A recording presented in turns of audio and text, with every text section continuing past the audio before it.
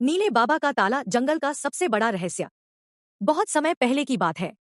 एक जंगल था, घना, रहस्यमयी और थोड़ा डरावना। उस जंगल में एक हिस्सा ऐसा था जो सदियों से कोहरे में डूबा रहता था। उस जगह को सभी कहते थे नीले बाबा का कोना। कोई उस ओर जाता नहीं था। कहा जाता था कि वहां एक पुराना मंदिर है जिसके बीचों बीच है एक नीला ताला, हजारों सालों से बंद। और कोई नहीं जानता कि उसमें क्या है। लेकिन ये कहानी वहीं से बदलती है जब चीकू लोमड़ी, जंगल की सबसे जिज्ञासु और चालाक प्राणी, एक टूटी दीवार के पीछे कुछ चमकता हुआ देखती है। चीकू, ये क्या है? कोई नक्शा, लेकिन अधूरा है। नक्शे के पीछे एक लाइन लिखी थी, ताले के रहस्य को जानने वाले या तो अमर होंगे या फिर खो जाएंगे। चीकू की आंखों में चमक आ जाती है। चीकू अपने दो दोस्तों के पास जाती है। गोलू भालू गोलमटोल, थोड़ा डरपोक पर दिल से अच्छा। झुनझुन खरगोश, छोटी लेकिन तेज और चालाक। चीकू उन्हें नक्शा दिखाती है। गोलू डर जाता है, लेकिन झुनझुन कहती है, झुनझुन, अगर इसमें कुछ छुपा है तो हमें जरूर पता लगाना चाहिए।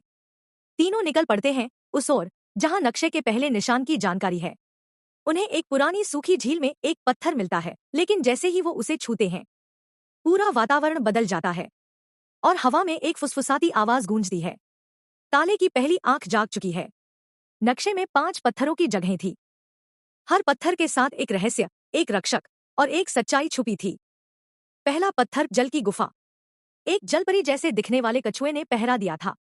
उसने पूछा, तुम जो खोज रहे हो, क्या उसके लिए दोस्त की जान दांव पर लगाओगे? चीकू चुप। गोलू सामने आ जाता है, झील में कूद पड़ता है। इम्तिहान पास, पत्थर मिल गया।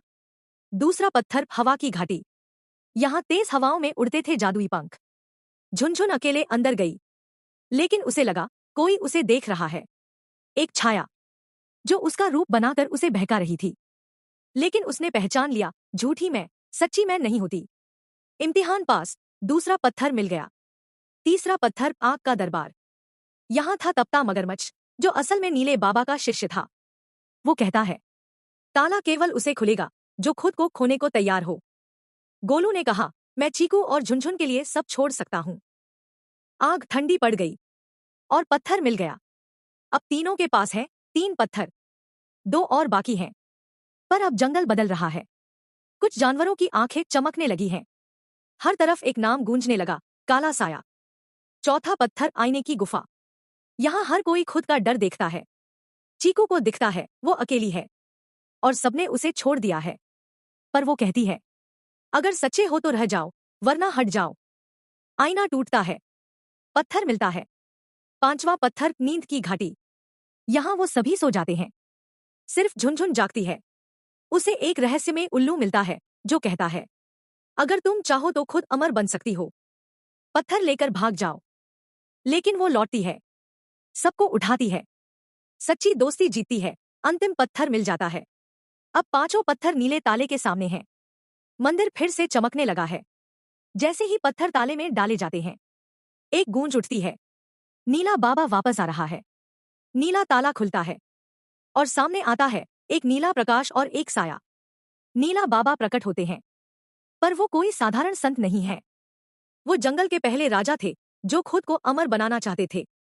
ताले में उन्होंने अपनी आत्मा को कैद किया था ताकि कोई उसे दोबारा जगाए। लेकिन चीकू सब समझ जाती है। वो 5 पत्थरों से ताले को फिर से बंद कर देती है और उस ताकत को हमेशा के लिए कैद कर देती है। तीनों वापस लौटते हैं। अब वो सिर्फ दोस्त नहीं, वो जंगल के रक्षक बन चुके हैं। झुनझुन, कुछ ताले सिर्फ खोलने के लिए नहीं होते। कुछ ताले होते हैं हमें सिखाने के लिए कि हमें किसे बंद रखना चाहिए।